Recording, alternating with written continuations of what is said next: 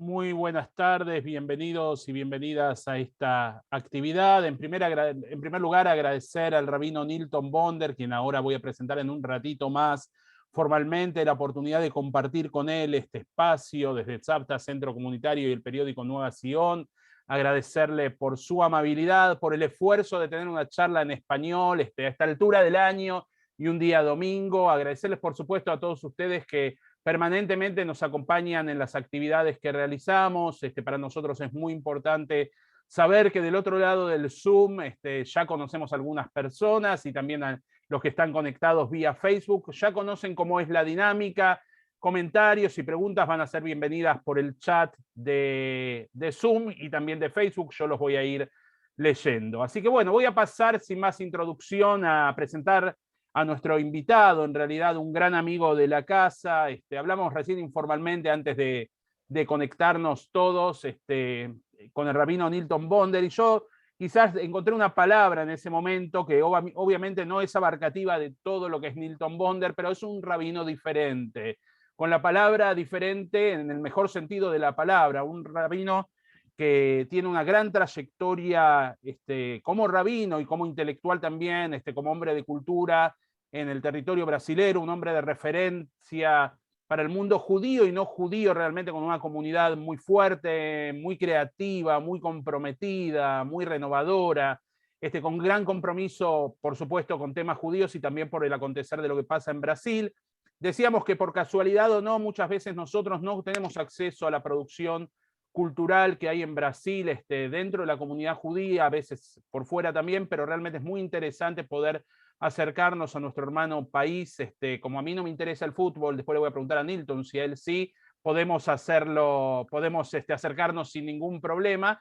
También decir que las últimas dos actividades, si no es casualidad, la de Nilton, que vamos a tener el placer de escuchar hoy, y la próxima con Fortuna Safdie, son dos personas de Brasil y que me ponen muy contento de poder estar apoyando esta iniciativa de acercarlos un poco a lo que hacer aquí en Argentina y que los conozcan. El rabino Nilton Bonder es escritor, dramaturgo, autor de 25 libros traducidos en 18 idiomas, ya va casi por el libro 26 que hablamos antes, que está por salir, entre ellos un libro que hemos hecho una actividad que se transformó en una obra de teatro y después en una película que recomiendo ver, que está en el canal de Tzavta, Centro Comunitario, si lo buscan en YouTube, y si no lo pueden encontrar como Alma Inmoral, está subtitulada al español. Ingeniero por la Universidad de Columbia en Nueva York, fue algo que a mí me sorprendió, vamos a hablar en un ratito de eso. Trabajó como consejero de pacientes terminales en el Memorial Sloan Kettering Hospital. Fue entonces cuando inició sus investigaciones sobre curación y supervivencia. Y realmente es un placer, Nilton, tenerte aquí. Voy a contar un poquito antes de pasarte la palabra para que también puedas saludar la dinámica de esta actividad. Yo voy a hacer algunas preguntas, no se asusten, al principio voy a hacer algunas preguntas más generales para ir conociendo a Nilton Bonder, pero después vamos a ir, para quienes no lo conozcan, vamos a ir introduciéndonos en el tema que es vivir mejor y más intenso. De eso se trata, un recorrido por la obra literaria, en particular de la Kabbalah, que ha escrito el rabino Nilton Bonder. Así que, Nilton, te paso la palabra y te doy la bienvenida formal. Bueno, muy contento de estar con todos y no es un esfuerzo de manera alguna estar acá en este domingo. El esfuerzo en hablar en castellano sí es real, verdadero, pero lo más un placer estar ahí con ustedes y con los trabajos que hacen, que es maravilloso. Entonces, contento de estar acá. El esfuerzo es no estar en Río de Janeiro en la playa ahora, Nilton. Sí, bueno, Pues esta Nilton noche está en Río de ahora, Janeiro, para quienes no saben. ¿verdad? Una ciudad muy linda, pero no, si ahora no está en disputa con la playa. Perfecto, me alegro. El conocimiento también merece un espacio y el disfrute también del cuerpo, el alma, ya vamos a hablar un poco.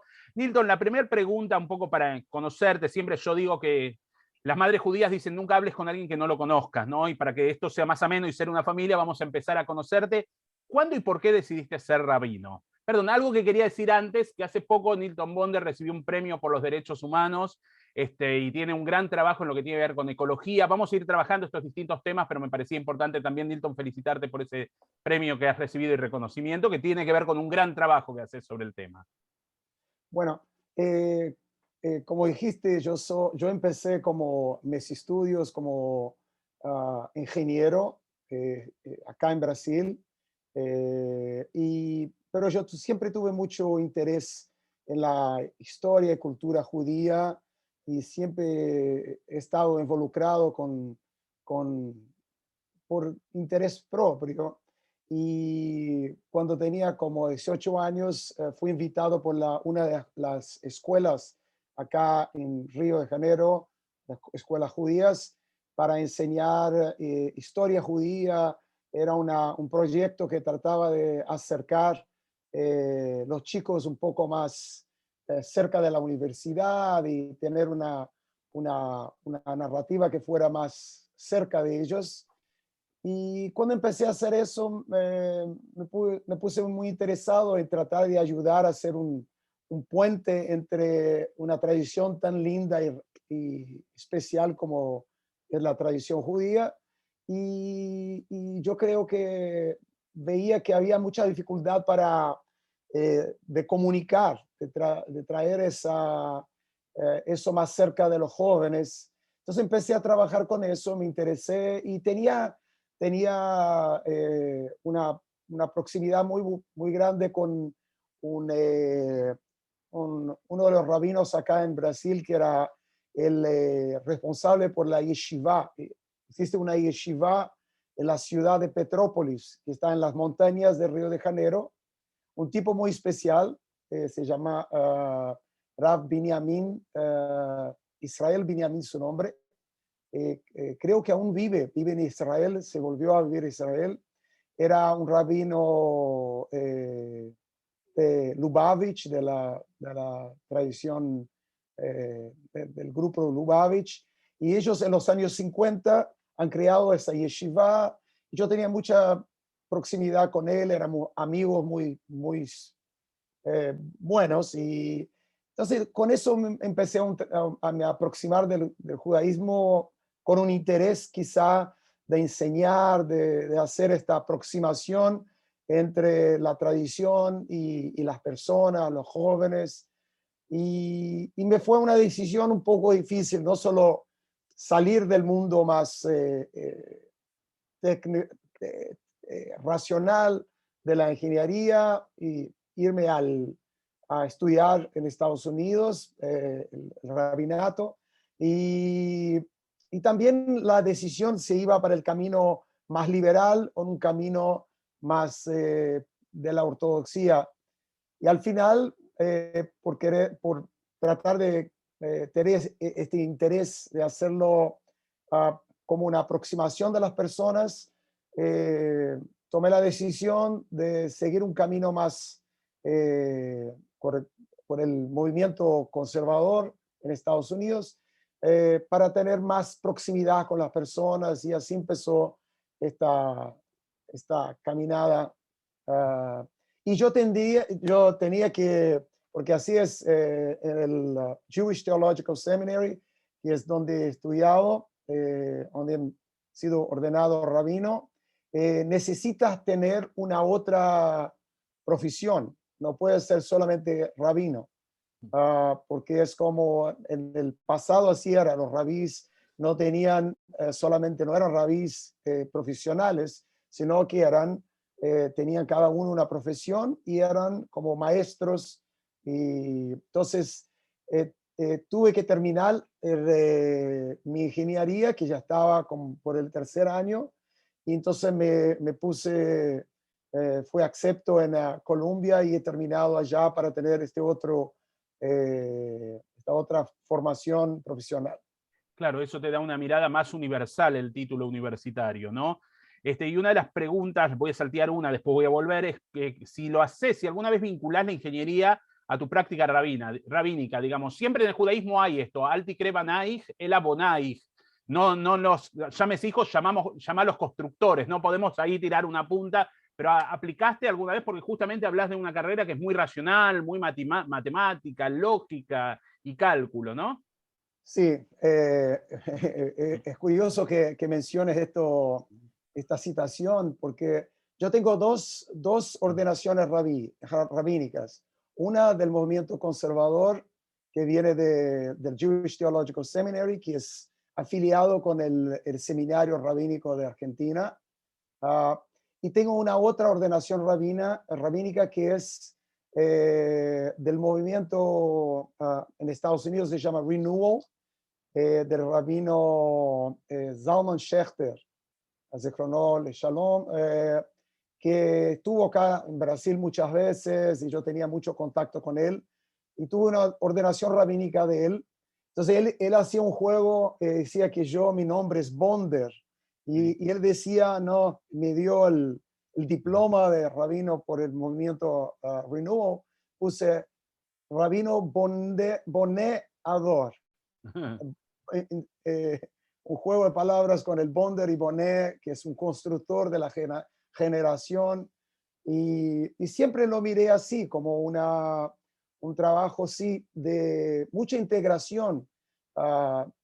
Nosotros somos lo que somos, entonces todo que es parte de nosotros está siempre junto con nuestro trabajo, y yo veo muchas veces en lo que vamos a hablar un poco de la Cábala y todo eso, tiene a ver también con una mirada de la cuestión sistémica, de la utilización de una racionalidad, porque eso es curioso, para la comprensión mística judía, el misticismo no tiene a ver con, no está apartado de la racionalidad, mucho al contrario. Y de eso hablamos un poco en otro momento. Vamos a ir avanzando. Nilton, ¿cuál es tu concepto de comunidad y qué pasó con este concepto durante la pandemia?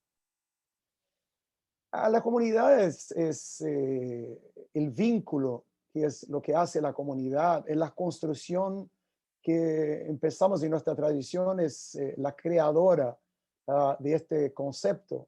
Cuando se hace el pacto con Abraham Avino, es un pacto con las generaciones del futuro. Y la idea que la historia humana no es solo una historia de realizar contratos sociales con los que viven en nuestro tiempo para poder vivirse juntos y tener respeto, derechos y deberes, sino que es una conexión y una responsabilidad con el futuro. Así que la concepción de comunidad judía es no solo de los contemporáneos, sino que de nuestros hijos, los nietos, todos que vienen en el futuro y claro, el del pasado. Entonces, este vínculo entre gente y la mirada de un vínculo hacia el futuro, una responsabilidad con el futuro, es la posibilidad de shalom, de paz, que es una utopía que se crea exactamente de eso. En el Tehilim, en el Salmos, en el 128, viene esta citación muy linda que dice, Uree vanim levaneja shalom al Israel. ¿Ah? Que quiere decir, cuando uno se siente conectado con los hijos de sus hijos, ahí se da la posibilidad de la paz, de la utopía, de la comunidad, que es la comunidad de los que viven acá y la comunidad de siempre, de todos. Así es, también de la completitud, ¿no? Porque Shalom tiene que ver con Shalem, con aquello que está completo. Uno está completo cuando el hijo de tus hijos está también integrado dentro del mismo código, ¿no? Sí, pero verdad que sí, y eso es una dimensión muy Podés importante. decirme que no, no me voy a enojar, ¿eh? Porque vos sos el rabino No acá. es no que no es complementar, pero yo creo que el shalom en el sentido de la paz como una utopía es justamente quiere salir solamente lo que tengo yo a ganar con eso. Entonces el integral, la idea de shalom como integral, que yo puedo ser una persona integral, es muy linda, pero la idea esa de que nosotros Kol Israel Arevim Zelazeh, que todos nosotros somos responsables y conectados, vinculados unos con los otros, hasta con un futuro que siquiera existe. Es una mirada muy importante a la sociedad, lo que necesitamos tanto hoy, cuando hablamos de sustentabilidad, de un mundo que necesita estar ahí comprometido con el futuro. Entonces la idea es de que lo que digo ahora cuando terminamos el libro de Génesis, Bereshit, yo decía eso a la comunidad, que el libro de Génesis es solamente para hablar de la revolución de los abuelos. ¿Qué quiere decir eso? Que el mundo no conocía la idea de nietos, ni abuelos ni nietos. Y entonces el concepto de tenerse nietos es como si fuera la iniciación de la historia de la civilización. Cuando uno puede estar vinculado a las generaciones que vienen, no solo con sus hijos, como los animales tienen, pero cuando uno empieza a mirar su nieto como su continuidad de sí mismo, entonces una dimensión civilizatoria muy importante. Así es, y no es casualidad que terminás Bereshit y empezás con Shemot, que justamente es un recorrido de la genealogía, ¿no?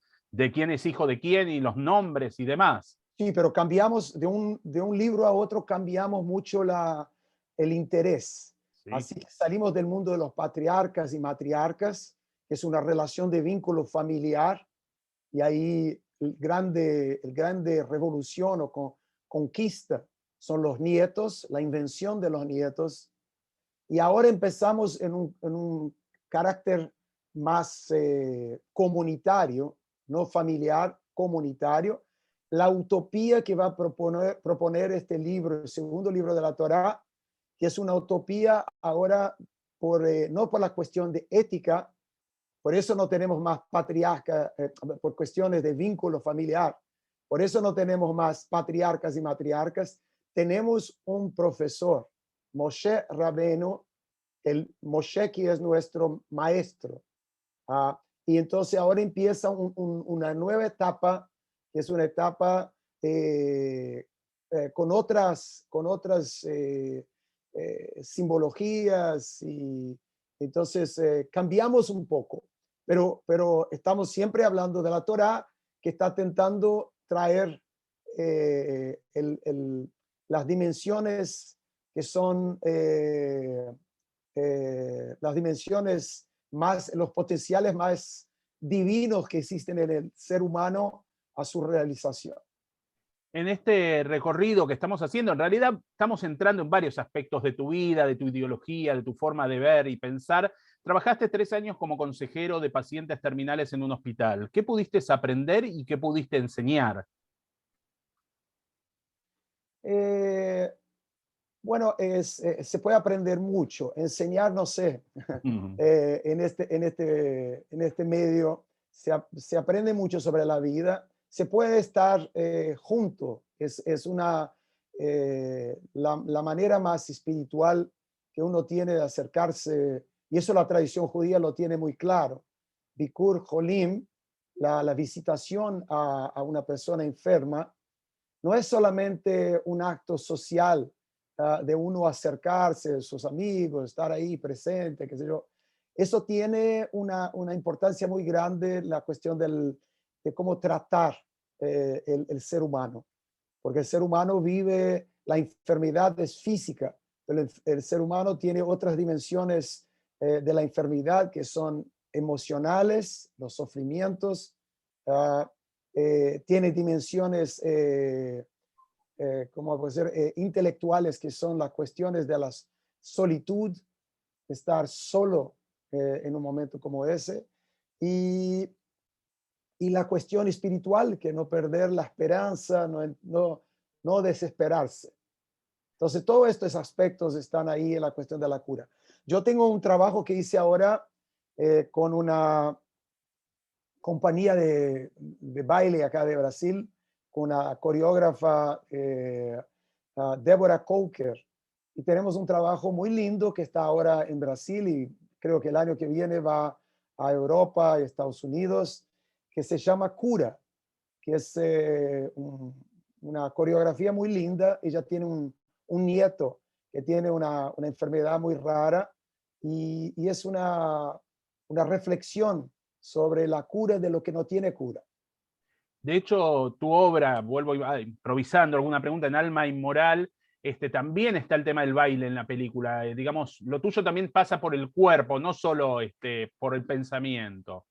Sí, sí, ahí en la película también está el trabajo de Débora. Débora es una amiga muy querida y hacemos cosas juntos siempre que posible. Y ella, yo quería mucho en este filme, es un documentario, pero yo quería que tuviera un poco más de, qué sé yo, que fuera más vivo, lo que es solamente una presentación de informaciones, de ideas. Como yo hablaba de la alma y muchas veces, como hacía en el libro, en la idea de este trabajo, está la idea de hacer una inversión entre el cuerpo y la alma y tratar la alma. Yo trato la alma como una fuerza transformadora, una fuerza capaz, es la alma que es capaz de todas las transgresiones, no el cuerpo como Ah, tenemos en la moral, que el cuerpo por la cuestión de la sexualidad, es siempre el cuerpo que está siendo el eh, pecado. culpado Ujú. por la cuestión de las transgresiones. Entonces la idea es, no, no, no, es el alma el culpado por todas las transgresiones. Entonces yo quería que el cuerpo estuviera ahí también de una manera buena, presentado también con sus características obviamente fundamentales. Entonces, la danza, el baile ahí estaba muy, muy especial. Dictaste talleres sobre espiritualidad en dirección de compañías como IBM, la Compañía Brasilera de Petróleo y la Federación de Industrias de San Pablo. ¿Crees que hay un lugar para lo espiritual en este y otro tipo de empresas? ¿Y por dónde pasa lo espiritual allí? Que aparentemente lo material parece que lo incluye todo en este tipo de empresas. Bueno, lo que pasó conmigo es que yo tuve libros, mis primeros libros acá en Brasil fueron tuvieron mucho suceso acá en Brasil, Éxito. mucho éxito, perdón. Fueron exitosos. No, por favor. Exitoso, está bien. Una No, teníamos que corregir por nada favor, más. Estamos me perfectos. ayude siempre para que me entendan. ¿Ah? Perfecto, Eh, venís. y entonces tuvieron mucho éxito acá en Brasil. Yo he vendido de esta trilogía, he vendido más que 1 millón de libros acá en Brasil. Y entonces estuve yo por casi 30 semanas en la lista de los 10 más leídos en Brasil.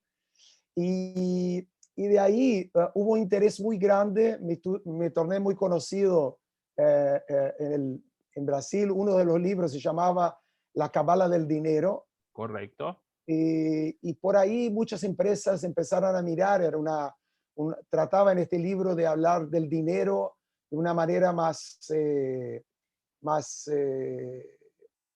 como, el dinero no solo en su manifestación física, el cash, el dinero que puede comprar, Sí. sino el significado del dinero en la dimensión emocional, intelectual y espiritual de una persona. Y entonces para las empresas eso quedó un tema muy interesante. Y yo le digo, ¿qué pasa con las empresas? Las empresas tienen un material humano espectacular. Son gente muy inteligente y las personas nunca son inteligentes solo en una área. Inteligencia es una cosa que es expansiva, que expande para todas las áreas. Entonces, son personas que aunque tengan la mirada sea para la cuestión del resultado, de la economía, del dinero, materiales, cuestiones materiales, son personas que tienen una vida muy sofisticada. Entonces, hablar a estas personas, no hablar a la organización, a la institución corporativa, que esas tienen accionistas, tienen la obligación de tener siempre su mirada hacia las cuestiones materiales. Pero a las personas, al material humano, al capital humano que tienen esas empresas, es maravilloso. Así que yo empecé a hacer eso hace más de 30 años y he hecho yo creo, centenas de charlas por las empresas más no, acá en Brasil y afuera de Brasil también. Correcto, vamos a empezar después en un ratito a hablar de los libros. Este libro, si no me acuerdo mal, La Cábala del Dinero es de 1991, o sea, justo hace 30 años, como vos decís, ¿no? Sí. Se conoce sobre tu compromiso, por lo menos en Brasil, mucho con el medio ambiente. ¿Qué mirada aporta el judaísmo sobre este tema? ¿No? Hablando donde al día de hoy el cambio climático es uno de los temas centrales también que tenemos. Bueno, es lo que yo decía antes. El judaísmo tiene en el corazón de su tradición una mirada utópica.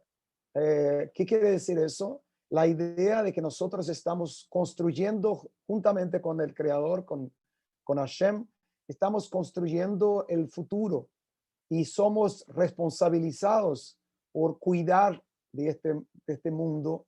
Ah, y entonces la tradición judía tiene eso ahí presente en su esencia.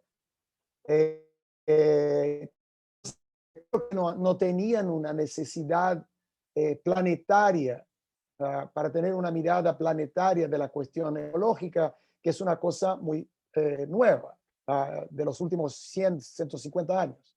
Pero tenían, sí, una mirada local, que es necesario, qué hacer con la basura, qué hacer con las cuestiones comunitarias que tienen que mantener la cuestión sanitaria y otras cosas. Entonces tenemos muchas menciones y instrucciones en todos esos temas que pueden ser utilizados para la cuestión del problema que tenemos nosotros hoy, que es un problema eh, fundamental. Correcto, y también es un problema futuro, hablando en esa preocupación de Sí, futuro que tiene el pueblo judío. Bueno, pasemos a hablar a tu obra literaria, ya vamos a llegar a la Cábala, ya hay algunos comentarios que después vamos a ir hablando, la cual es muy extensa y ha sido traducida a muchos idiomas. Estamos hablando de 25, 26 libros, lo cual para cualquier escritor es una gran obra, y para un rabino que tiene un trabajo encima comunitario, también muy intenso y muy exitoso, hacerse tiempo para escribir es realmente maravilloso. Y bueno, la traducción, he encontrado tapas buscando libros en polaco, en inglés, en español. Quiero decirles que aquellos que están consultando, que consultaron antes por mail, dónde se puede conseguir libros de Nilton Bonder, pueden entrar, se pueden conseguir aquí en Argentina algunos impresos en español, y hay también algunos en Amazon y en distintos lugares. Buscándolo por su nombre y apellido van a saber. ¿Qué es para vos la palabra y qué es la escritura?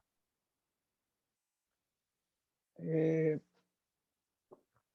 es todo. Nosotros somos la palabra es lo que es el instrumento de nuestra humanidad. Eh, la palabra que no está solamente en dibur, no solo el hablar, En el habla. ¿ah? Pero la palabra está en el pensamiento. Nuestro pensamiento necesita la palabra y, y tenemos también una dimensión de la palabra que está en la acción, que no miramos mucho eso. Quien escribió eso muy bien, cosas muy lindas, es Martin Buber, que trabaja la idea de que nuestras acciones son acciones constituidas de palabras. ¿Qué quiere decir eso?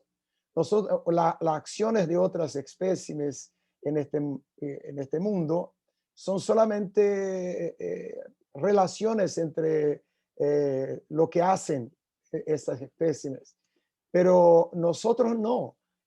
Nosotros lo que hacemos, la acción, la hacia, lo que hacemos como hecho nuestro, a la noche nos viene en sueño, nos viene como cobranzas de si lo hicimos bien o si lo hicimos mal. Entonces, la palabra está en el pensamiento, en el hablar y está en la acción humana.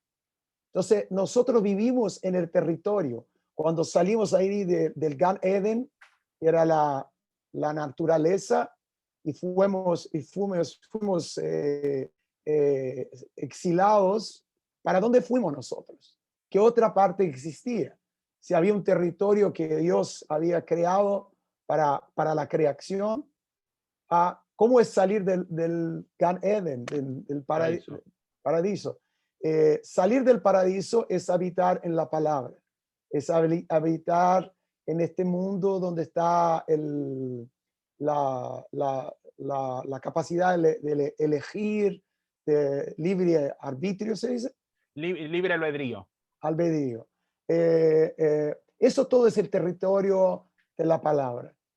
Creo que en tu Entonces, caso, así como dije antes, Salti Crebanai, no los llames hijos, llamalo constructores, también hay un fragmento en las oraciones matutinas, Baruch Sheamar Be'aya Olam, ¿no? El poder creativo de la palabra, el poder creador de la palabra. Y creo que esto es un don que vos tenés, que a través de la palabra creás y sí, recreás mundos. sí, verdad. Y para mí escribir es siempre, y como escribo yo siempre estoy escribiendo como rabino, porque creo que nuestra tradición tiene una cosa muy especial y que es, eh, más, eh, transciende solamente una religión, que normalmente religiones utilizan mucho la palabra para crear eh, creencias, y la tradición judía tiene un realismo muy robusto, muy fuerte. El realismo de los rabís está siempre mirando a la vida y considerando la vida lo que es. No quieren, aceptan la palabra de la realidad como es. Este realismo es muy importante. Yo creo, la manera por la cual el judaísmo pudo sobrevivir por tantas y tantas transformaciones del mundo y aún tener un valor de contenido, significado, por eso, porque hay una relación muy verdadera con el realismo y no solo con el imaginario, etc. En ese sentido, pensaba que uno a veces se puede pelear con la realidad, pero el pueblo de judío trata de entender esa realidad, trata de modificarla, de cuestionarla, de Claro, estudiarla, de entenderla, ¿no? eso, la realidad como la Torá es la narrativa, es el literal, ah, es, eh, es el pshat. Sí. Y el judaísmo tiene eso muy claro. No puedes empezar a utilizar la palabra, las ideas, el imaginario humano sin salir de un texto, de algo que sea literal, y de ahí hacer todas las interpretaciones que quieres hacer, y son fundamentales, pero nunca sin estar ahí junto del literal, del pshat. Y eso tiene que ver con el realismo judío, el realismo de los rabís. Así es. Estaba pensado, la palabra interpretación justamente tiene que ver con lo que está apretado, ¿no? El texto muchas veces nos aprieta, no entendemos, no sabemos, nos cuestiona, nos pone en lugares incómodos, y sin ese texto, sin la lectura de ese texto, la interpretación no tiene sentido, siempre tiene que estar como vos decís. Sí, el contexto es una cosa maravillosa. Conocer el contexto, no solo el texto, es maravilloso, pero no hay contexto sin el texto. Así es. Con tu libro Alma Inmoral, que hablamos antes un poquito, tuviste, creo, tres grandes satisfacciones, ¿no? Primero, el libro mismo. Segundo, que el libro se transformó en una obra de teatro que también se dio aquí en Argentina. En la charla que hicimos sobre la película estuvo Lucia Culioc, que fue quien interpretó una de las intérpretes de la obra. Y la tercera es la realización de una película que antes comentábamos, que después cualquier cosa voy a buscarla en alguna pausa y les mando el link para que la vean. Igual está, como dije, en el canal de Zapta. ¿Cómo te impactó esto a vos? Porque vos escribiste un libro, ¿no? Volvemos a este sentido de lo humano, de volver a vos mismo. Bueno, yo cuando escribí el libro no me imaginaba que iba a ser adaptado a una obra de teatro, porque no era un libro que tenía características para eso. Pero yo cuando escribí el libro tenía una certeza de que el texto era muy provocativo para un rabí escribir el texto ese, que era un texto que hacía una mirada a la tradición judía como una tradición capaz de hacer, de reconocer la importancia de las transgresiones. Nosotros que vivimos de una, la palabra más importante para los judíos es tradición. ¿Ah? Ujú. Al mismo Desde el tiempo, violinista en el tejado, por lo menos. Ujú. sí, pero nosotros terminamos la lectura que hicimos del libro de Bereshit con esta imagen increíble en que Jacob tiene las manos cruzadas, con su bendición cruzada, y él está haciendo algo muy, muy increíble. Sobre la cabeza de los nietos, él está legitimando la posibilidad de que las cosas no sean exactamente como están escritas o determinadas por la ley. De hecho, hasta el Entonces, día de hoy hacemos la bendición de los hijos por Binyamin y Menashe. sí, exactamente, por Efraín y Menashe. Y lo hacemos con, eso quería decir, todo el libro tiene esa tensión entre el hijo primogénito y el que no es el primogénito. Y al final él le dice a Yosef, cuando Yosef cree que le está haciendo la bendición equivocada, él le dice, Yadatibni, yo sé muy bien, yo estoy ciego, no puedo mirar bien, pero sé muy bien lo que estoy haciendo. Entonces, esta imagen de las manos cruzadas, una bendición cruzada, es la gran bendición del judaísmo. Son dos bendiciones. Una, que al final del libro, la pregunta que le hizo Jacob y Esav a su padre, a Isaac, solo hay una braja, hay solamente una braja, una bendición. Y ahora tenemos la cena final de Génesis, de Bereshit, es para cada uno de los hijos, de los 12 hijos, hay una bendición específica. Entonces no hay solamente una bendición, hay tantas bendiciones cuantos hijos hubiera. Y eso es una cosa. La otra cosa es esta imagen de la posibilidad cruzada. Eso fue lo que ha salvado la tradición judía, en tener el pshat, en tener el literal y conocer muy bien la Torah, las escrituras de la tradición, conocer muy bien los textos de la tradición judía, pero una vez de conocimiento profundo de los textos, la capacidad de hacer estas transgresión. Transgresión es una palabra que parece siempre fea, pero acá es la capacidad de adaptación, una capacidad creativa y interpretativa y adaptarse. Eso es lo que hizo de la tradición judía algo tan vivo y capaz de sobrevivir a todos estos años.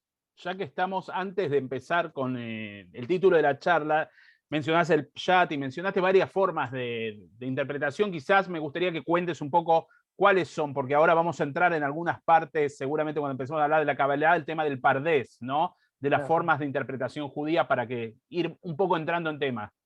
Bueno, entonces yo voy a hacer de esta manera para que conozcan un poco la manera por la cual yo trabajo la cuestión de la tradición de la Kabbalah, que puede ser hecha de muchas maneras y yo estoy ahora en el medio de tratando de terminar una serie de 7 libros. Nunca he hecho nada así en mi vida y tuve la suerte, eh, eso empecé a hacer poco antes de de la, Pandemia. la pandemia. Y entonces quedó para mí como una manera de estar ahí trabajando y estar involucrado con un trabajo. Pero la idea de hacer 7 libros que son de alguna manera interconectados tiene que ver con la idea que tengo yo de lo que es, de alguna manera, lo que es la tradición de la Kabbalah en la tradición judía. Yo en el año 2017, 18 y 19, prepandémico, estuve por 3 años en la ciudad de Múnich con un grupo en una institución que se llama SIST, que viene de la palabra sistema, sistémico. Es un grupo muy interesante de pensadores, algunos son matemáticos, algunos son filósofos, algunos son del área de la psicología. Ellos solamente trabajan la idea de sistemas. Y como yo tengo libros que están ahí traducidos en alemán, me invitaron un año para hacer un trabajo con ellos sobre paradoja, porque como yo utilizo muchos de los cuentos judíos y los cuentos, muchos de los cuentos es una manera de a presentar paradojas. Cuando una paradoja es una cosa muy difícil, porque como si estuviera diciendo sí y no al mismo tiempo. ¿Cómo puede decir sí y no? Entonces los cuentos nos ayudan, es una manera muy interesante de trabajar paradojas. Entonces yo estuve allá con ellos un año y encontré su trabajo maravilloso, me invitaron segundo, tercer año, y yo empecé a mirar que desde cuando empecé a escribir, porque yo he escrito como los primeros libros, no fueron los primeros, pero importantes libros, fueron la trilogía que había hecho, se llamaba sobre un dicho que existe en el Talmud, Adam Nikar Bekosó, Kisó Bekaso. Un ser humano se puede conocer, son un juego de palabras. Suena muy parecido, quise, casó y quiso. Sí, por su por cos Por es su copa, su vaso. su vaso, quiso Bolsillo. es el bolsillo, exacto, y su rabia, su Enojo. odio, enojo, exacto. Entonces yo he escrito 3 libros, el de enojo se quedó la cabala de la envidia, el bolsillo se quedó la cabala del dinero, y de la copa, del vaso, se quedó la cábala de la comida. Es la manera como nosotros trocamos con el mundo de las sustancias. Así es. En el Talmud, eso era más como uno bebe vino, si uno sabe hacerlo de manera comedida con la cuestión de la bebida. Entonces, cuando yo estuve allá en Alemania, empecé a decir, yo he de manera intuitiva trabajado con la Kabbalah como si fuera una plataforma sistémica.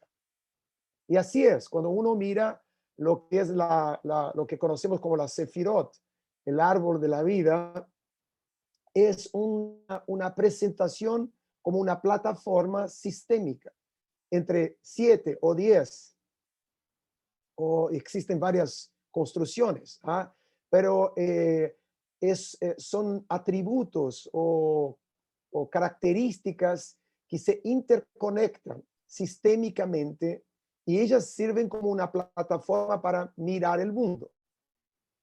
Para explicar eso de manera muy sencilla, nosotros que estamos empezando el verano, no existe un verano, un otoño, un invierno y una primavera. Nosotros creamos un sistema por cuenta de la temperatura del año y la luz del sol que tenemos en el año. Nosotros creamos un sistema que sirve para muchas cosas. Sirve para entender cómo está el ciclo del año, sirve para todo, sirve para Vivaldi hacer su música. Es un sistema, y un sistema se presta a muchas utilizaciones. Toda la interpretación, ella trabaja con sistemas.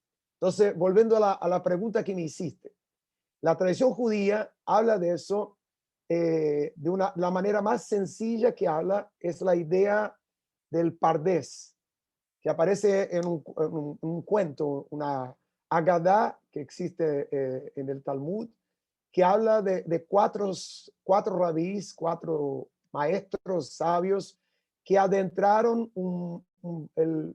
Pardes. Pardes viene de paradiso, y Pardes quiere decir un pomar, una huerta. Sí. ¿Ah?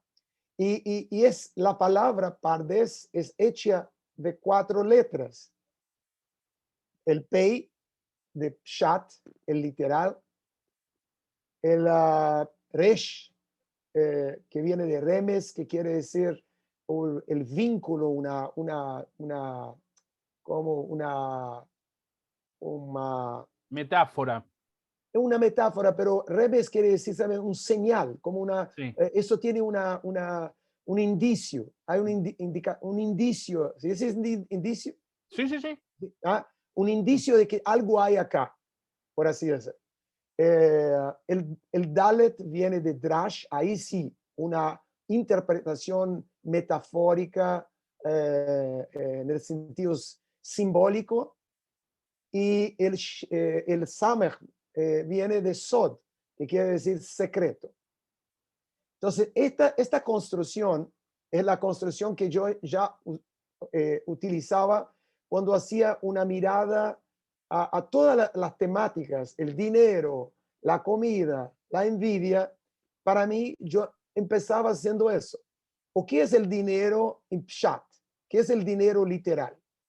Dinero es este vehículo monetario que tenemos para comprar cosas, vender cosas. ¿Okay? Eso es el pshat del dinero.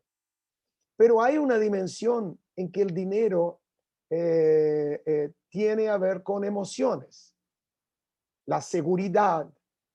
Por eso no sabemos cuánto dinero necesitamos.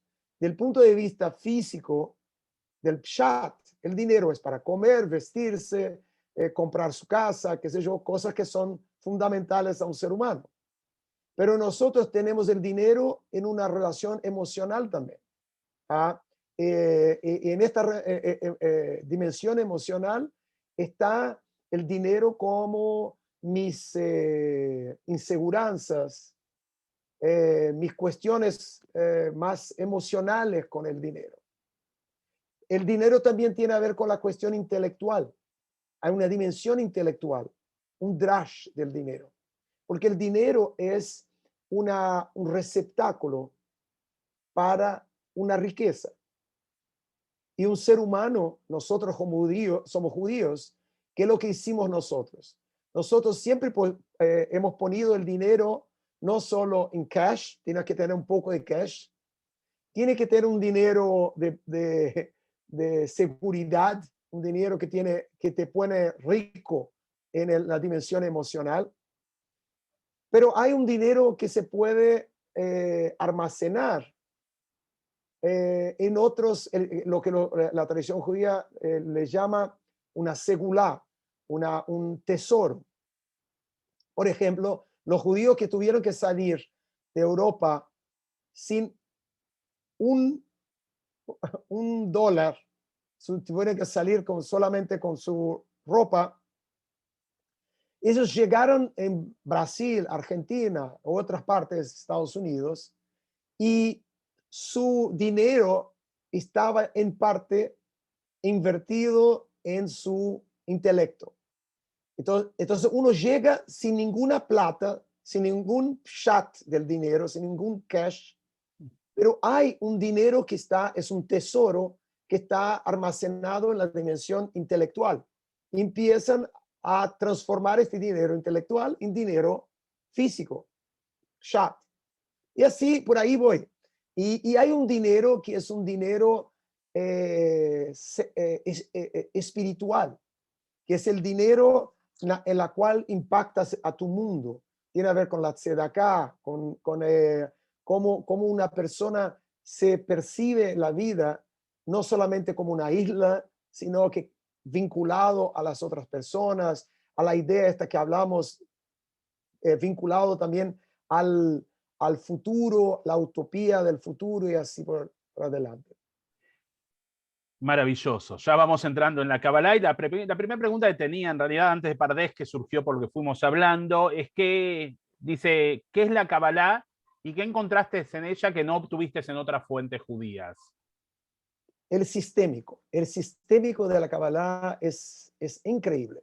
En este grupo que hablaban en Alemania, ellos trabajan mucho una técnica, una práctica de hace algunos años que surgió en Estados Unidos y Europa, que es la terapia de las constelaciones.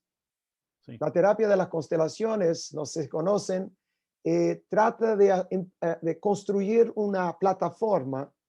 Si uno tiene, por ejemplo, un problema, y eso lo utilizan mucho para empresas, para todo el tipo de situación. Vos tenés un problema y entonces ellos crean una especie de plataforma sistémica de tu problema. ¿Quién está en tu problema? Ah, mi mamá está en mi problema. Mi mejor amigo está en mi problema. Dinero está en el problema. Entonces, ellos crean una plataforma significativa e empiezan a trabajar sobre este sistema de las cosas que se interconectan, que tienen un significado para este problema o cuestión. Entonces, la tradición judía, de una manera genial, los rabíes que trabajaban la cuestión de la interpretación, ellos empezaron a utilizar esa construcción que la idea Gesed, Geburah, Tiferet, Netzach, Od, Yesod y Malchut, que son 7 dimensiones para comprender un sistema, el universo, cómo fue creado el universo a partir de esa plataforma, que tiene a ver con compasión, tiene a ver con juicio, severidad, tiene a ver con belleza, tiene a ver con permanencia, tiene a ver con refinamiento, tiene a ver con... son conceptos que ayudan uno a comprender una situación. Entonces, eso es único, digamos, de la área de la Kabbalah, y los rabíes lo utilizaron mucho, porque es una manera que las cosas ganan más significado. Y ganar significado es despertar, eso es lo que quiere una persona cuando está interpretando. Esa muy conocida historia hasídica del hijo de Rabí que llega, no me acuerdo qué Rabí que viene en el medio de la noche, el niño se despierta y viene su papá y le dice, papá, si yo puedo despertarme de estar durmiendo, ¿puedo despertarme de estar despertado? Y la respuesta es sí, claro puedes. Uno siempre puede estar más despierto de lo que está despierto. Eso es lo que hace la interpretación. Entonces yo leo algo, está la narrativa literal, pero está bien, me puedo satisfacer con eso y decir, está muy bien, interesante. Pero hay más, hay otras maneras de comprender cosas que están entre las líneas. Como hablábamos en la previa, ¿no? En otras culturas se cuentan cuentos para dormir. Nosotros contamos cuentos para despertar, ¿no? El hecho de poder estar despierto y seguir buscando nuevos significados y significantes a todas las cosas que nos suceden. Entonces, un cuento, muy importante que has traído eso, porque un cuento es un sistema. Un cuento, uno no se da cuenta de eso, que cuando uno cuenta un cuento, está básicamente, como es difícil de comprender algunos conceptos, en especial conceptos que son paradojas, uno crea un sistema que tiene personajes, que tiene una escena, todo eso dialoga de manera sistémica y te ayuda a comprender lo que estás trabajando.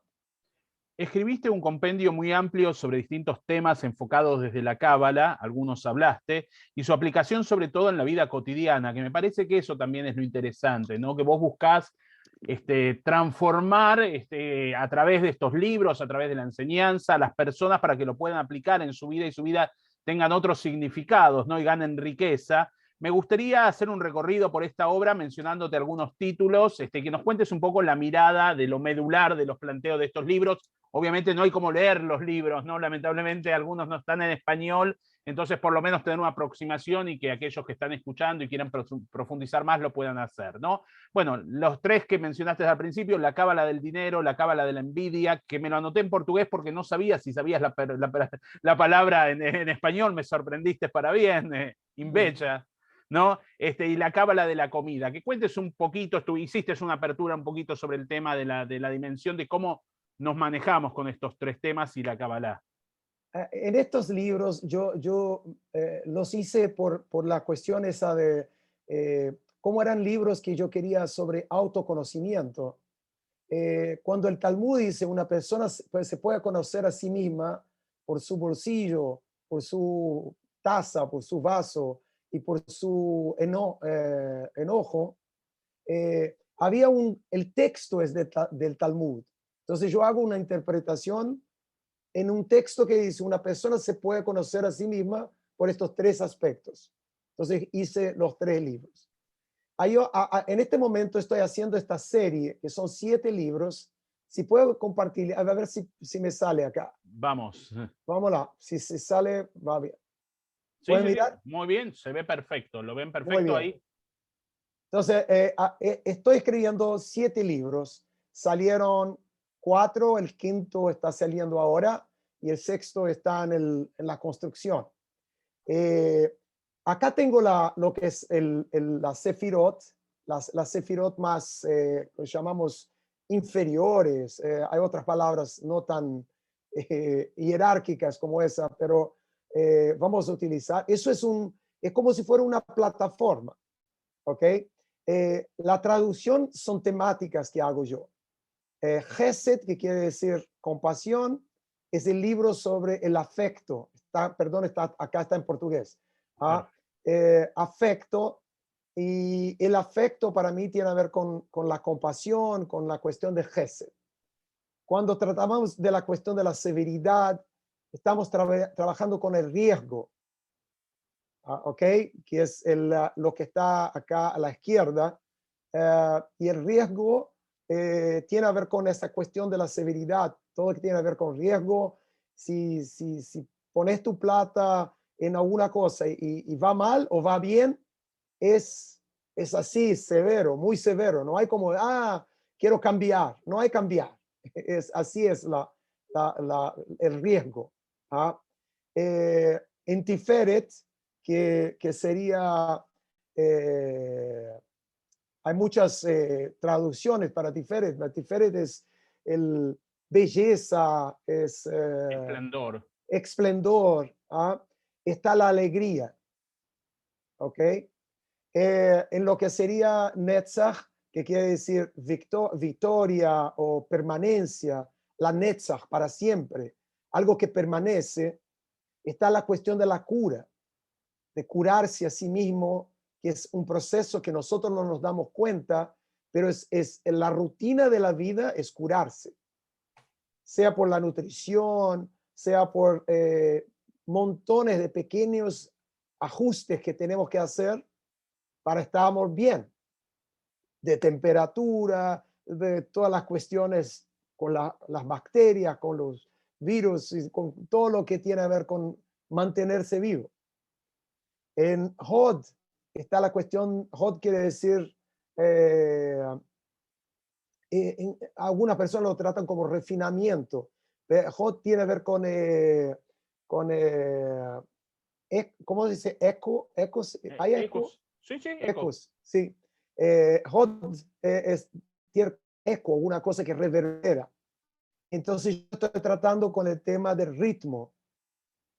La cuestión de Yesod. Yesod es el fundamento y la tradición de la Kabbalah tiene que ver con la región pública, ¿no? Con la cuestión del sexo, que es el sexto tema que tengo, y Malhut, que es la soberanía, tiene que ver con la concretud, es la cuestión del poder. Entonces yo tengo 7 temáticas que para mí son sistémicas. Yo puedo decir que la vida es afecto conectado, vinculado con el riesgo, que es conectado con la alegría, con la cura, con el ritmo, con el sexo y con el poder. Ahí está toda la vida. Ese es el pardés de la vida. No hay nada de la temática de la vida para un ser humano que no esté en estos siete temáticas. Y en las interconexiones también. Claro, eso es un Ah. sistema, eso no existe. Eso recibe un nombre porque vamos a entender. Entonces, para entender lo que es un árbol, y acá tenemos una representación de un árbol. En el medio están lo que son lo que yo diría son disposiciones. La ambición, la sexualidad y la alegría que están en la columna del medio, ellas son disposiciones. ¿Qué quiere decir una disposición? Es una cosa interna de la vida. Yo soy ambicioso porque para que yo sea a mi persona, tengo que ser ambicioso, tengo que dar cuenta de mi sexualidad y tengo que vivir mi alegría. La alegría de vivir es el vigor de la vida. ¿Ah? Estos tres elementos son elementos esenciales de la propia vida. La vida, lo que nosotros llamamos eros. Eros es ambición, sexualidad y alegría. No es solamente sexualidad. Eros tiene que ver con ambición y tiene que ver con alegría. Entonces, esos son estructurales de una persona.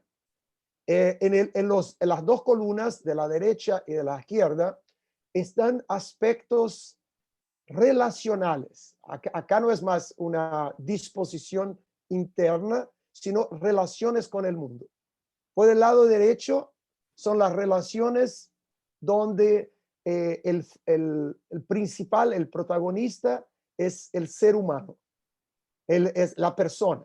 Entonces, yo me afecto por las relaciones que tengo, pero eso tiene un impacto más a partir de mi persona, de mí para el mundo. Lo mismo con la cura, de mí para el mundo. En el lado izquierdo tenemos las relaciones que son más de mí para con el mundo. Yo tengo que adaptarme yo al mundo, me relacionar con el mundo. Que está el riesgo y el ritmo. Es el tiempo y los riesgos. ¿Ok? ¿Qué representaciones tenían esas? De un árbol. El poder que está abajo son las raíces de un árbol. El sexo es las flores, la floración, que es la parte sexual de un árbol. En la alegría está el fruto. El fruto es una dimensión de alegría. Así exploden está relacionado con el sexo y también con el poder, pero es una manifestación en fruto. En el lado derecho tenemos la área energética de un árbol. Donde está la cura es la savia del árbol. Y donde está el afecto están las hojas que están abiertas a captar la luz y cambiar oxígeno y carbono con la atmósfera. En el lado izquierdo están las partes estructurales del árbol. Entonces, el ritmo es el tallo del árbol, ¿ok? Que nosotros no miramos. Si miras un árbol hoy y miras mañana, no estás viendo, pero hay un ritmo del árbol. Si volvés un año después, el tallo ha crecido. Tiene que ver con el ritmo. Y el riesgo son las ramas. Cuánto uno se expande en el aire, cuánto un árbol, depende de cuántas raíces tiene, todo eso, cuántas ramas puede tener, el tamaño de las ramas. Y eso es el riesgo. Entonces, eso es una representación sistémica. Y yo estoy escrito 5 de los libros, estoy escribiendo el sexto. He escrito empecé por el riesgo, por razones personales, no seguí porque estaba trabajando un tema y me interesaba y empecé. Con el riesgo, el libro se llama La Cábala y el arte de manutención de la... Ahora, como voy a necesitar ayuda. Hacia acá yo tengo los títulos, porque te iba a preguntar justamente, Claro. que es el compendio de los 4 libros, que es el box, que está en el flyer que pusimos. Vamos, ¿cuál querés primero? Con el tema del riesgo. Cábala, el arte de la manutención de la carroza. En realidad, me imagino que hablas de la metáfora, de la parábola de Heskel, ¿puede ser? ¿O no? No, ¿O no, es no, un dicho brasilero? no, no, no. Es que había un libro. Cuando empecé a escribir la serie, yo creía que iba a tener títulos particulares a cada un libro. ¿Y qué pasa? Hay un libro de los años 70, no sé si conoces, que se llama El Zen y el arte de manutención de la motocicleta. No. ¿Lo conocen? No, Es no. un libro muy especial Ahí donde tomaste. un tipo explica la idea, los conceptos de la tradición Zen por una mirada a la motocicleta. Y es Claro. muy interesante la idea, porque es una idea sistémica. En este libro también está ahí una idea que es una motocicleta, es un sistema. Había toda una idealización de la motocicleta y la libertad y muchas cosas de los años 70, la Harley Davidson y todo eso. Entonces, había una mirada muy particular de este libro. Entonces, Se yo hice llama una parodia. Cábala, perdón que lo digo de nuevo, Cábala del arte de la manutención de la carroza vinculado al tema del riesgo, ¿tá? Para que Eso. entendamos. Es porque yo trato, todas son solo historias, la tradición judía tiene todo un tema de las carrozas, Sí, que tiene a ver mucho con los riesgos. Entonces, son solamente historias, porque todos esos libros tienen historias de la tradición judía.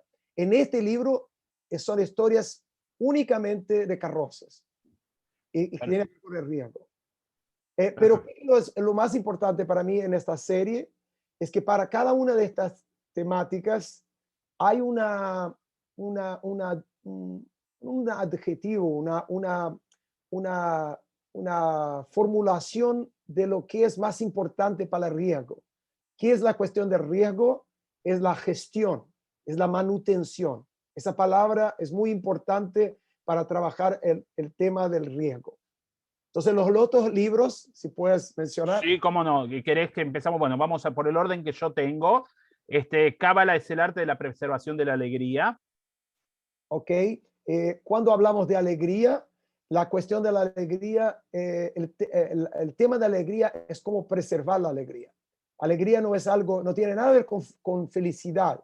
Alegría no es una emoción, alegría es una disposición. Entonces, la alegría es algo que uno nace alegre y muere alegre. El problema es que nosotros no sabemos cómo mantenerla, cómo preservarla. Entonces, la cuestión toda de la alegría es la preservación de la alegría. Después, Cábala el arte del tratamiento de la cura, cómo tratar el dolor, el sufrimiento, la soledad y la desesperación. Entonces, todos esos libros están siempre divididos en el Pardés, en 4 áreas que tienen a ver con este tema. Acá la palabra es el tratamiento de la cura. No todo en la vida tiene cura, pero todo en la vida tiene tratamiento. Entonces, la temática es trabajada así y la cuestión de la cura, ¿qué es lo que es la cura? Es en el campo físico, la cura es el dolor, tiene que ver con el dolor. En el campo emocional, tiene que ver con el sufrimiento. En el campo emocional, tiene que ver con la solitud. En el intelectual, perdón. Y en el campo existencial, tiene que ver con el desespero. Entonces, cada libro tiene esa construcción sistémica en el libro y con los otros temas. El último que de esta obra de 4, ¿no? De esta cuatrilogía, ¿no? En realidad no cuatrilogía, no sé cómo se habla de 4. Kabbalah y el arte de la apropiación sexual, apropiarse del líbido, la intimidad, el género y la nubilidad. Exacto. Cuando estoy tratando de la cuestión del sexo, Entonces, la palabra más importante para el sexo es la apropiación del sexo. Apropiarse quiere decir tornar lo suyo, y apropiarse también quiere decir tornar apropiado, que esté bien calibrado. ah, eh, ah, entonces, acá el sexo, trabajo también sistémicamente el sexo. El sexo no es solamente el libido, el sexo físico es el libido, el sexo emocional es la intimidad, el sexo intelectual es el género y el sexo espiritual es la nubilidad. No sé si tiene esta palabra en castellano. Nubilidad en portugués quiere decir que tiene que ver con el matrimonio, el matrimonial. Y el matrimonial es una dimensión sexual, un deseo espiritual de construir, tiene su erotismo, su excitación, no sé si tiene esta palabra, núbil. Sí, sí, sí. Sí, sí. Sí, sí. Y eso, por ejemplo, yo cuando estoy celebrando un matrimonio en la tradición judía, puedo mirar eso de una manera muy interesante, porque hay todas las atracciones sexuales que obviamente uno tiene que tener para encontrar su pareja, pero cuando uno está en la jupá, la excitación, el erótico de la jupá, es el sueño de la construcción conjunta del futuro, de lo que va a ser hecho de ese encuentro matrimonial. Y eso es erótico, eso tiene a ver con el deseo sexual, contiene una dimensión sistémica del matrimonio. Matrimonio es solamente una invención moral de, qué sé yo, de las tradiciones y que se va a terminar. No, no va a terminar. Hoy tenemos todas las cuestiones esas, la modernidad, donde estamos preguntando si va a haber, las personas quieren casarse, personas que tienen géneros distintos quieren casarse. ¿Por qué quieren casarse? Porque es parte de la sexualidad humana, es una de las dimensiones del sistema del tema del sexo. Entonces así voy trabajando yo, y es una manera de uno involucrarse más con el tema y pensar más de manera más profunda sobre una temática que muchas veces para nosotros nos parece obvia y conocida, y no es. Tiene ramificaciones eh, eh, con la propia temática sistémica y con las otras temáticas también. Antes de pasar la palabra al público, a leer algunos comentarios y preguntas, mientras hablabas y hablabas del árbol, hay una canción israelí, Ki Adam Etz Hasadeh, ¿no? Que el hombre es el árbol del campo, ¿no? Este vínculo del humano, del hombre, con justamente esto que vos mostrabas del árbol. Bueno, Sergio Meresman, queridísimo Rab Bonder, un abrazo desde Montevideo. Qué bien. Pascual Migale, gracias Rabino desde Victoria, Entre Ríos. Acá Sergio de Rosario, Gurfinkel tiene ganas de que hables un poco sobre el tema de la pandemia desde la óptica de la Kabbalah, que cree que es importante esa óptica, y agrega, y en el cuerpo están insertos los puntos, centros básicos, fundamentales de la Kabbalah, y en ese cuerpo están en mutuo contacto con la espiritualidad, el arma del entramado del cuerpo, en relación a lo que venías hablando en ese momento, ¿no? ¿Querés hablar algo de la pandemia y la Kabbalah, la mirada, si tenés algo preparado, pensado, y si no improvisado? Eh, Mira, no, así es que hay, no, la Kabbalah, eso, yo no miro a la Kabbalah como una forma mágica. ¿Ah? Eh, la Kabbalah no va a explicar lo que ha pasado, ¿ah? Pero uno puede utilizar ideas y mirar a la situación del mundo, la pandemia, uno tenía que construir un sistema para que todo eso no fuera una cosa imaginaria. Como hablamos, es necesario un texto para trabajar con un contexto. Y para trabajar con la pandemia y otros aspectos, uno tiene que crear un vínculo sistémico entre esas cosas. Ahí sí, uno puede sacar cosas muy interesantes de la pandemia. La pandemia con la sustentabilidad de la vida en el planeta. La pandemia y la individualización del mundo, el mundo que se está pensando cada uno con sus cosas. ¿Ah? Si nosotros podemos posicionar muchas cuestiones de problemas del tiempo de nosotros, podemos crear un sistema donde la pandemia está presente y tiene mucho a decir, pero sin crear un sistema, vamos a estar hablando del imaginario, ideas como, eso es una punición, son construcciones que vienen de una agenda personal, no son una construcción verdadera de una reflexión profunda y más profunda. Entonces sí se puede aprender mucho de la pandemia si la podemos poner en una plataforma sistémica de comprensión. Por supuesto, y a veces los aprendizajes no son siempre positivos, ¿no? También de la negatividad que pasa. Yo, por ejemplo, digo, la pandemia, lo primero que compró el ser humano en los supermercados fue papel higiénico, como eso era lo más importante, ¿no? Papel de toilette, ¿no? También podemos ver aprendizajes en este sentido, utilizando ese método que hablabas del Pardés. Sí, es que hay partes de la pandemia que son solamente, uno tiene que tener la humildad, ¿ah? De no considerar, la vida es así, la vida tiene desafíos de sobrevivencia. Entonces muchas veces nosotros queremos nos poner mucho en el centro de la realidad y eso no nos ayuda a hacernos a tener una buena mirada de la realidad. Nos quedamos muy perdidos en eso. Tenemos Tenemos que saber dónde estamos nosotros en un sistema.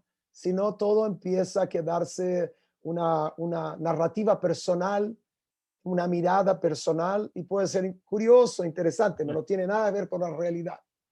acá dos comentarios de Sergio. Bueno, pues procede del inconsciente y si simboliza palabras lo decía Sigmund Freud, ¿no? Que el inconsciente lo transforma en palabras. Es una estructura de identidad muy profunda, por ello el valor del realismo. Comentario que habrá sido en tiempo.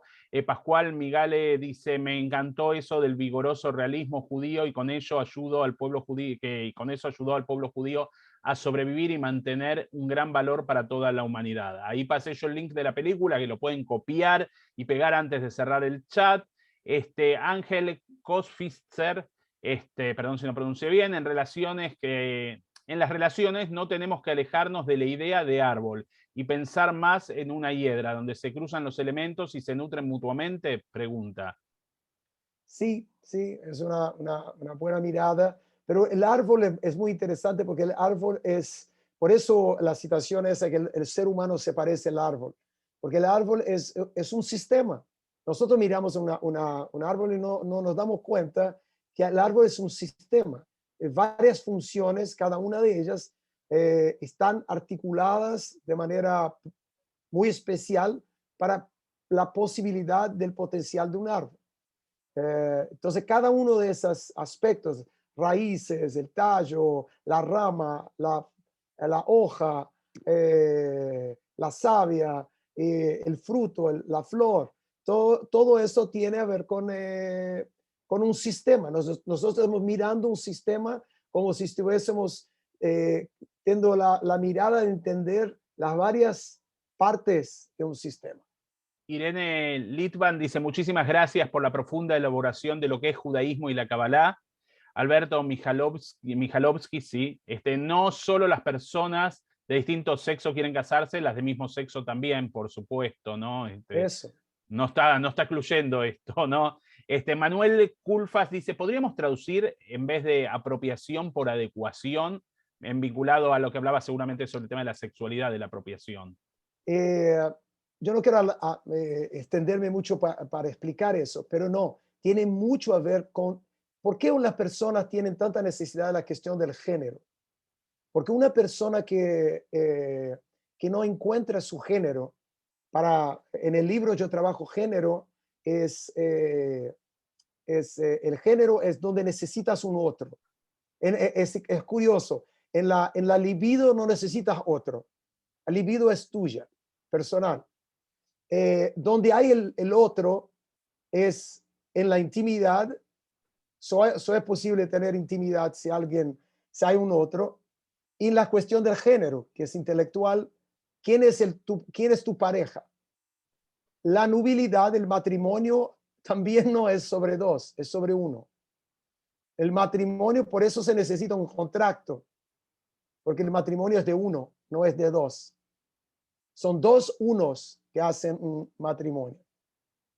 Y eso no es muy bien comprendido. Pero, ¿qué es lo que es importante? El género. Por eso las personas hoy se dicen yo soy LGBTQI+. Y van a existir tantos géneros cuantas personas quieran declararse de un género. Ese plus va a ser, no, 22, 23, 24. 20. ¿Cuántas personas van a llegar y decir yo soy no sé qué? Y mucha gente no entiende eso. Mucha gente encuentra en eso una manera muy peligrosa de las cuestiones de identidad. Pero la verdad es que todo el ser humano necesita, la sexualidad es una manera de apropiarse, no solamente de adaptarse a encontrar su manera específica, sino que es como yo me apropio de mí mismo. Sin eso, por eso es tan dramático las personas que quieren legitimar su género, porque ellas no se sienten que si ellas tienen que hacerse de un género que no son, ellas no se sienten ellas propias, ellas no consiguen apropiarse de su identidad.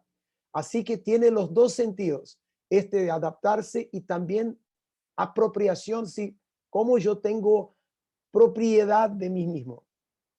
Vamos a la última pregunta de Angélica Cid, si mal no recuerdo que es de México. Si se puede ayudar a resolver problemas a través de la Kabbalah, es solo un medio de apoyo emocional. Saludos.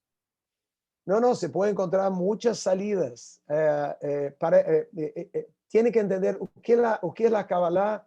Es la paradoja son dos aspectos que parecen estar en choque, parecen estar en contraposición, pero no son.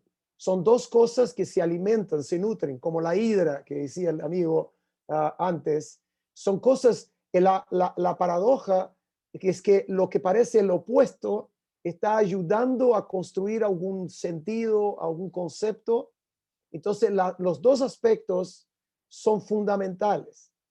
La Kabbalah, ella tiene la idea de ser una paradoja sistémica, donde hay por ejemplo, siete aspectos que parecen cada uno un territorio, una área específica, pero ellos no están en contraposición. Ellos se suman y ayudan a comprender algo, a mirar algo que antes no se podía comprender o mirar, ver. Así que se puede resolver muchas cosas utilizando estos artificios interpretativos que están en la Kabbalah. Acá algunos comentarios de Facebook para no dejarlo fuera, porque había gente que está mirando por Facebook. Creo que lo psíquico y la fe en Hashem contribuyen a la curación, lo contrario no ayuda. Celia, un poquito más abajo, la Torá habla de Parnasá, ¿en qué sentido? ¿De sustento propio? Tzedaká también. Ahí va un comentario, pregunta. Leí la Cábala acá, Irene, no veo, está muy chico, Stokowski, perdón si pronuncié mal. Leí la Cábala de la comida, un bello libro. Y bueno, más gente que está comentando, manda corazones y dedos para arriba sobre la charla. Realmente, Nilton, quiero decir ya llegando al final que es un placer conversar contigo, ¿no? Si digamos que estés vos en Río de Janeiro y yo en Buenos Aires es bueno, porque si no tendríamos que tomar un café todas las semanas y podría traer problemas gástricos, pero podríamos leer el tema de la cura y quizás nos sanaríamos. Sería un placer tenerte cerca para conversar y seguir aprendiendo. Esperamos pronto recibirte en alguna oportunidad en Buenos Aires, en algún marco comunitario para poder seguir aprendiendo. Y quería terminar, ahora te paso a vos la palabra y después abrimos para que en el chat, para que en Zoom veas los aplausos de la gente merecidos. Yo agradecerte y elegí un título de un libro que te iba a preguntar para cerrar, que se llama Ejercicios del Alma, la Cábala como sabiduría en movimiento, ¿no? Que me parece que todo esto sintetiza lo que vos nos diste hoy, ¿no? Que hiciste un ejercicio para nuestro alma nos explicaste el sentido de la cábala, compartiste tu sabiduría y nos pusiste en movimiento, ¿no? No nos dejaste en un lugar cómodo donde el pshat, donde lo literal va a ocupar parte de nuestra vida, sino seguir intentando buscar otros sentidos en estos 4 sentidos que hablamos algo de interpretación y de sistema que también hablaste. Así que muchísimas gracias, Nilton, por tu entrega, tu generosidad, tu afecto, y obviamente nos quedan muchos temas para hablar, así que te comprometemos para el 2022. Vamos. Ojalá lo podamos hacer híbrido, no solo sí. así por Zoom. Pero este trabajo que es ejercicio del alma está en mi Instagram. Si quieren, @NiltonBonder. Ahora yo lo voy a... Y todos los días sale una meditación con una música hermosa, con esos ejercicios tiene a ver con la visión sistémica de la Cábala. Así que pueden mirar eso, está ahí, está en portugués, pero no es tan difícil. Escrito es más fácil. Ahí puse arriba Nilton Bonder en Instagram para que puedan ver cómo se escribe y anotarlo. ¿Cómo suena? Nilton Bonder con B larga simplemente. Así que Nilton, muchísimas gracias. Voy a pasar a la vista de galería para quienes están con cámaras, te podamos dar el aplauso merecido y reconocimiento. Muchísimas gracias por tu generosidad. Vuelvo a repetir que esto es algo maravilloso, el regalo que nos hiciste esta tarde de domingo. Perfecto. Ahí tenemos. Estén todos bien. Está todo bien, gracias. Lo mismo y felicitaciones, impecable el español, ¿eh? No impecable, pero con esfuerzo. No, y bueno, como se dice, Azorim Bedima, Berrina Ixoru, aquellos que con esfuerzo siembran van a cosechar con alegrías. Así que te agradecemos mucho por el momento que nos hiciste pasar y los aprendizajes y enseñanzas que compartiste. Ok, gracias. Shabu Tov, buena semana para todos. Que estén bien.